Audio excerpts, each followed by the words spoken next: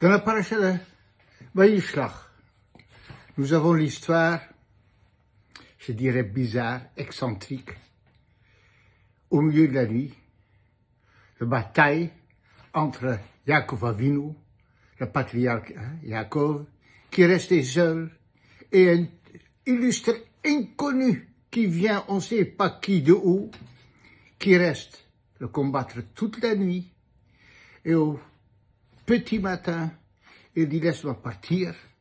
Alors, il touche Yaakov à la hanche, Yaakov il reste avec des séquelles, et finalement il laisse partir. Et le lendemain, il y a le soleil qui sort, le soleil protecteur, et qui va guérir Yaakov Avinu. Nos Chachamim me disent que c'était Saro shel Esaf, le génie d'Esaf, l'esprit d'Esaf, l'ange protecteur d'Esaf. Mais l'histoire de quoi? Qu'est-ce qu'on doit en retenir, nous?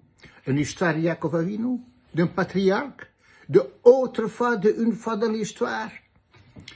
Chers amis, je pense que c'était l'histoire que Chumash raconte, que l'histoire de tout un chacun, de tout le monde. De tout le monde, ça arrive à tout le monde autour de nous, notre entourage, à eux, mais aussi à nous, à vous et à moi.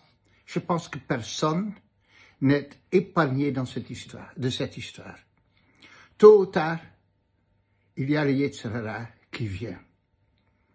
Et on est tout seul. Il n'y a personne qui peut nous aider. Et il y a un combat violent. Qui sait dans quel domaine?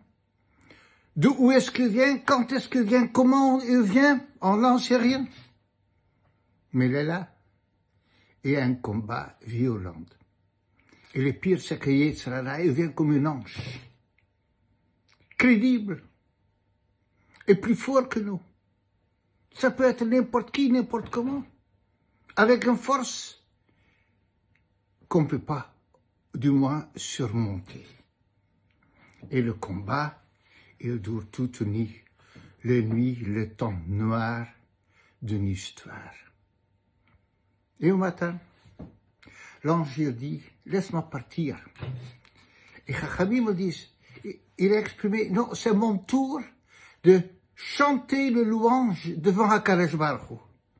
Mais le Saro shel Esaf, le génie d'Esaf, qu'est-ce que lui, il était le pas d'Esaf, qu'est-ce qu'il avait à chanter devant HaKadosh Baruch Hu?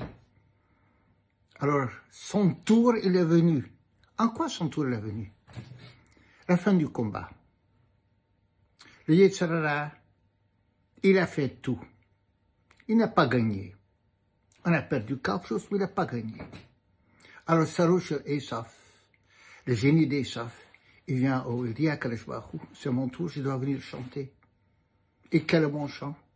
Je dois te dire que tu t'es pas trompé de Yaakov Avinu, du peuple juif, qu'ils ont tenu le coup, ils sont restés intacts.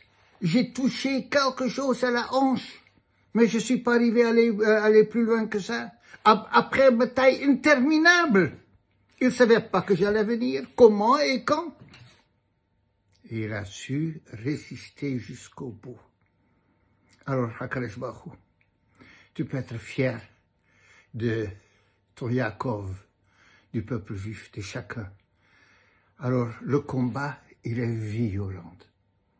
Mais à la fin, le lendemain, HaKadosh Baruch Hu dit, tu y as laissé des plumes, la hanche, mais moi je viens te guérir. Et on continue notre histoire, sachant qu'à partir de ce moment, on n'a plus Yaakov, une personne, je dirais ordinaire. On est Israël. On s'est battu avec la force la plus violente qu'il existe, plus fort qu'une guerre en Ukraine, plus fort qu'une guerre en Chine, en Tchétchénie, plus fort qu'une guerre en Israël. Notre guerre perso. Et à nous, l'ange, il dit le matin, j'abandonne, et à HaKadosh Baruch Hu, je chante le louange de ton peuple juif.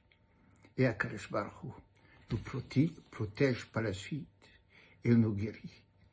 Que la fin de cette bataille, pour chacun individuellement, et le peuple juif dans son ensemble, pour nous tous, que ce soit Karov, que le matin il arrive, Que Krishna fasse sortir le soleil.